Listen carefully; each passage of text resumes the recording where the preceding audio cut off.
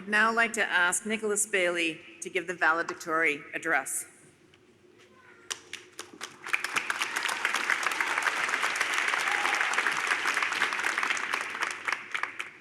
Provost Whitelaw, distinguished guests and participants, fellow graduates, families, and friends, it is my great pleasure to speak before you all today in celebration of the Faculty of Arts and Science cohorts of 2020 and 2021. Thank you to all those staff, faculty, friends, and family whose support, guidance, and care made our journeys possible. Bien que nous soyons ici pour célébrer l'honneur d'une réussite scolaire, je m'en voudrais de ne pas souligner que notre parcours académique était fortement ponctué par la récente pandémie. J'espère ainsi que la présente cérémonie vous fournira l'occasion cathartique de réfléchir à ces deux aspects. This celebration is not only a recognition of completing studies, but the effort, dear graduates, demonstrated throughout those studies. This degree is an attestation of that grit which is undeniably yours. Bien qu'il semble conventionnel, le chemin de l'éducation est ni facile ni évident. En effet, il exige des efforts acharnés, mais c'est un procès dont le résultat vaut la peine. Malgré tous les obstacles rencontrés, soyez reconnaissants que vous n'avez jamais lâché. Own that. Know that whatever the trial, you can overcome. So welcome mistakes and prize them as you do every success. For through mistakes, we come to understand what we do not know, often a treasure without equal. When I began my studies at Concordia, it was as a transfer student who was not only uncertain about my path, but suffering from acute anxiety and depression. To my great fortune, I found my way to Concordia and discovered the gem that is its liberal arts college. For the first time in my life, my mental health was taken seriously, and my suffering never perceived as a weakness. For its part, the community of scholars at the LAC became a lifeline to me. To experience the LAC is an education in learning itself.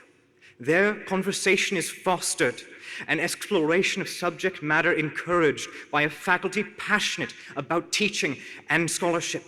These myriad mentors call to you to discourse through works shared across centuries and millennia through texts.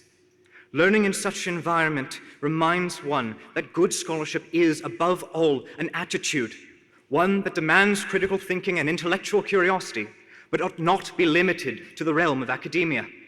You see, knowledge and understanding are not synonymous. There is little that one can ever really know, but much that one can always try to understand. Therefore, to be thoughtful is to never be quick to judge, nor to accept, but to remain open to learning from others without arrogance or conceit, and that, especially when you don't want to. For to learn about humanity is to engage with humanity. What may seem obvious was not always. As I encountered great works, I learned not to venerate their authors, but to understand their labors, and in so doing, maintain respect for the passage of ideas. It is only in learning to understand these works in their own contexts that their merits are made apparent and their misconceptions brought to light. Even where texts may establish traditions, these are not walled gardens that decide what is and is not worthy of study. Instead, each is an offer of conversation well worth engaging, as the perspectives they provide will rarely be your own, and that is where their value lies.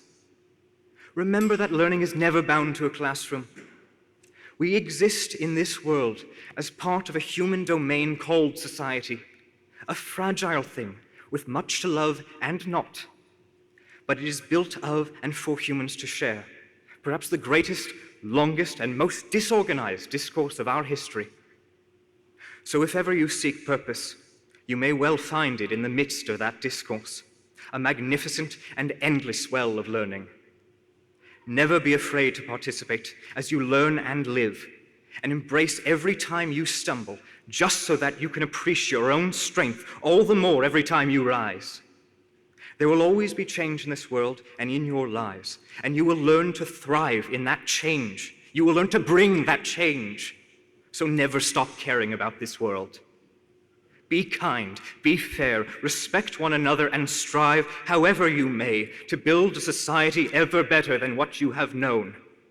Do not feel bound to compare yourself or your achievements to any others. It is not your task to live up to or fulfill someone else's narrative. This is your life, dear graduates. So write your own story and make it a great one, because it's the best one you can ever know.